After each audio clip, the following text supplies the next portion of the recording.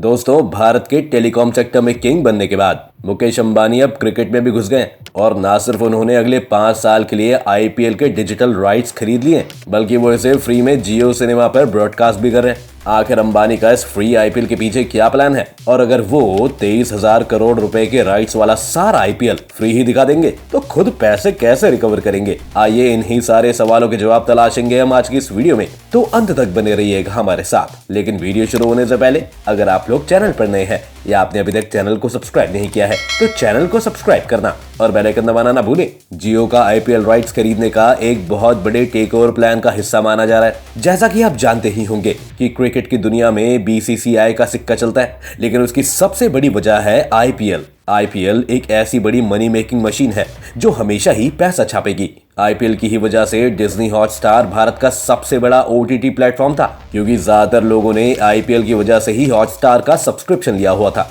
दूसरी तरफ टीवी की दुनिया में स्टार ने ज्यादातर इंडिया के मैचेस और आईपीएल राइट्स के जरिए एक मोनोपोली खड़ी कर ली थी। इसलिए इस इंडस्ट्री में एक बहुत बड़ा धमाका करते हुए मुकेश अंबानी ने कदम रखा। 2017 से 2022 के टीवी और डिजिटल राइट्स के लिए 16,430 करोड़ की बिडिंग हुई थी और ये राइट्स स्टार को मिले थे। लेकिन इस साल तो सिर्फ डिजिटल राइट्स के लिए अंबानी ने 23,000 करोड़ रुपए खर्च कर दिए और टीवी राइट्स भी लगभग इतने ही के ही थे, जिससे कि उन्होंने आईपीएल के रेट्स इतने बढ़ा दिए कि स्टार दोनों प्लेटफॉर्म्स ना खरीद पाए। लेकिन इसके बाद भी काम पूरा नहीं हुआ था, क्योंकि लोगों को एक नए ऐप तक लाना मुश्किल था। इसलिए जरूरी था कि आप उन्हें इतना अच्छा ऑफर दो कि वो खुद चल के आए। जियो ने आईपीएल को फ्री कर दिया, लेकिन सिर्फ फ्री ही नहीं किया बल्कि बेहतर बना दिया। जहां स्टार हिंदी और साउथ इंडियन लैंग्वेजेस को धीरे धीरे इंट्रोड्यूस कर रहा था, वहीं जियो ने एक झटके में भोजपुरी, पंजाबी और बांग्ला जैसी भाषाओं को इंक्लूड करके मार्केट की एक नीड को भी भरा। और आज अगर आप देखें तो आईपीएल की भोजपुरी कमेंट्री बहुत वायरल भी हो रही है, जिससे जियो सिनेमा को और भी प्रमोशन मिल रहा है। इसके साथ साथ जियो ने लोगों को डिजिटल की ताकत से सीधा जोड़ते हुए मल्टीपल कैमरा एंगल से मैच देखना, स्टैट्स, पिच मैप्स जैसे एनालिटिकल टूल्स और 4K भी दिया है,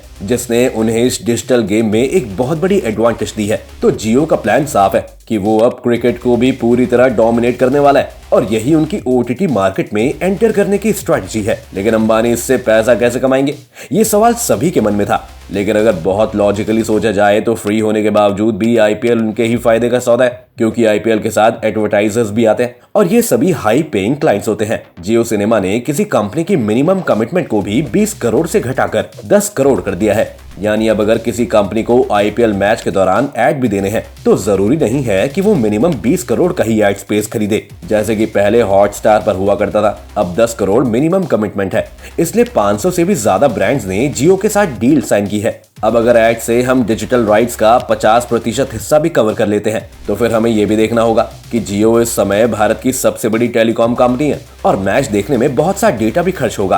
अगर आप 720p में मैच देख रहे हैं तो पर आवर आपको 2 GB डेटा खर्च करना पड़ सकता है। ये जरूर है कि इससे जियो के कॉम्पिटिटर्स को भी फायदा होगा, लेकिन ज्यादा मुनाफा तो जियो का ही है। और बात सिर्फ इतनी भी नहीं है, अगर आईपीएल यूं ही चलता रहा तो लोग महंगे डेटा पैक्स लेने की बजाय ये भी मुमकिन है कि जियो फाइबर ही घर पर लगवा लें, जो कि 399 रुपए से शुरू हो रहा है। बाकी कंपनीज के मुकाबले न सिर्फ ये प्राइस कॉम्पिटिटिव है, बल्कि साथ ही ये एक मोबाइल रिचार्ज जितना ही सस्ता भी है। आईपीएल का जियो के पास जाना उन्हें फाइबर कनेक्शंस बेचने में भी बहुत मदद करने वाला है। और वैसे भी अभी पहला साल है, और अगर हम हॉटस्टार के डेटा को देखें तो आईपीएल के वक्त उनके प्लेटफॉर्म पर मंथली 10 से 20 करोड़ लोग आते थे। लेकिन अब जब आईपीएल की फैन फॉलोइंग बढ़ गई है और टीवी के मुकाबले वो ज्यादा सस्ता और एक्सेसिबल हो गया है, तो जियो पर अब 40 से 50 करोड़ यूजर्स के मंथली आने की संभावना है। इस बीच अगर 10% लोग भी जियो सिनेमा अपने बाकी शोज या फ्यूचर में आने वाले मूवीज और वेब सीरीज से रिटेन कर लेते हैं तो झटके भर में वो 5 करोड़ यूजर्स वाला प्लेटफॉर्म हो जाएगा। इस तरह से वो ओटीटी सेक्टर को भी डिस्टर्ब करने वाले हैं। रिलायंस के पास अपना एक प्रोडक्शन हाउस है जो मिर्जापुर जैसी वेब सीरीज के साथ भी इन्वॉल्व था, इसलिए मुमकिन है कि उनके फ्यूचर प्रोडक्ट जियो सिनेमा पर आने लगे। एक तरह से हम ये भी कह सकते हैं कि अंबानी इस वक्त जियो सिनेमा को एक स्टार्टअप की तरह चला रहे हैं, जिसमें वो अभी के लिए कस्टमर्स को प्लेटफॉर्म तक लाने के लिए सब फ्री कर रहे हैं और फिर यही कस्टमर्स उन्हें उनके दूसरे बिजनेसेस में मदद करेंगे। अब अगर अगले साल आईपीएल देखने पर वो 150 से 250 रुपए की सब्सक्रिप्शन फीस लगा भी देते हैं तो 50 करोड़ में से बहुत से लोग फीस पे कर देंगे। अंबानी का एक प्लान टीवी को पूरी तरह खत्म करने का भी है, क्योंकि वो जान गए कि अब स्मार्ट टीवीज के कारण वो डिजिटल के रास्ते वहां घुस सकते हैं। उन्हें एक चैनल बनाने की जरूरत नहीं है। डिजिटल के साथ एक फायदा ये है कि ये बहुत फ्लेक्सिबल भी है। अगर हम फिर से भोजपुरी कॉमेंट्री का ही उदाहरण ले तो स्टार स्पोर्ट्स ये कभी नहीं कर सकता था, क्योंकि इसके लिए उन्हें एक भोजपुरी चैनल लॉन्च करना पड़ता जिससे हजारों करोड़ों का खर्चा आता। इसके बाद उन्हें आईपीएल के अलावा बाकी कंटेंट के लिए भी भोजपुरी शोज बनाने पड़ते।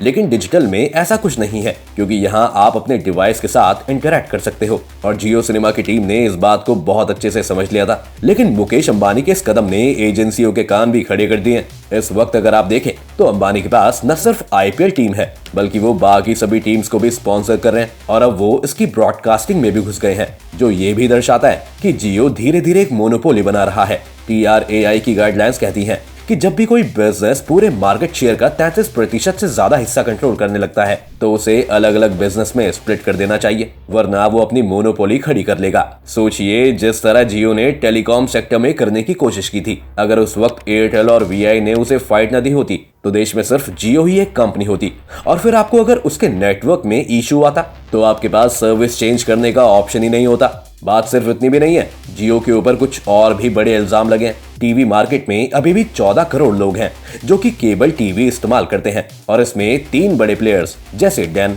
GPTL, हैथवे तीनों ही अंबानी द्वारा कंट्रोल किए जाते हैं और उनके पास करीब 1.7 करोड़ टीवी कस्टमर्स हैं।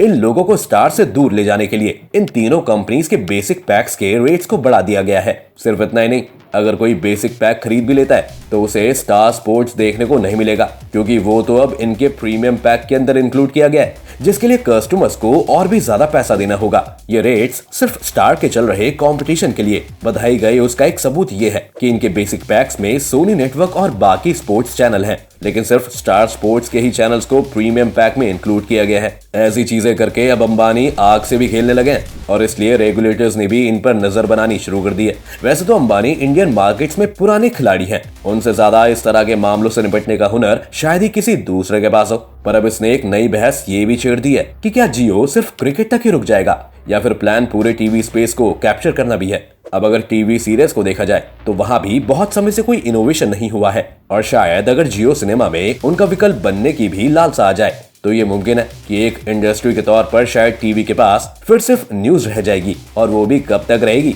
सोशल मीडिया उस स्पेस को भी खा रहा है। ये भी एक वजह है कि अंबानी की इस डील को सिर्फ एक बिजनेस डील के रूप में ही नहीं, बल्कि एक नए तरह के युग की तरफ भी देखा जा रहा है। सोचिए, अगर आप कुछ सालों में मैच ब्रॉडकास्टिंग के साथ चैट GPT जैसे AI बॉट्स को इंटीग्रेट कर दें तो AI आपके मैच के इंसाइट्स और अहम डेटा पॉइंट्स दे सकता है। आपको क्या लगता है कि आने वाले वक्त में टीवी सिर्फ स्मार्ट टीवी और ऐप्स तक ही सीमित हो जाएगा, या जो ट्रेडिशनल चैनल्स हैं उनके लिए आप कोई स्कोप देखते हैं? अपनी राय हमें कमेंट्स में जरूर लिखिएगा। उम्मीद है आपको आज की इस वीडियो से काफी कुछ नया सीखने को मिला होगा। अगर आपको ये वीडियो पसंद आई हो तो उसको लाइक और शेयर करें, और अगर आप चैनल पर नए हैं तो जाने से पहले चैनल को सब्सक्राइब करना ना भूलें।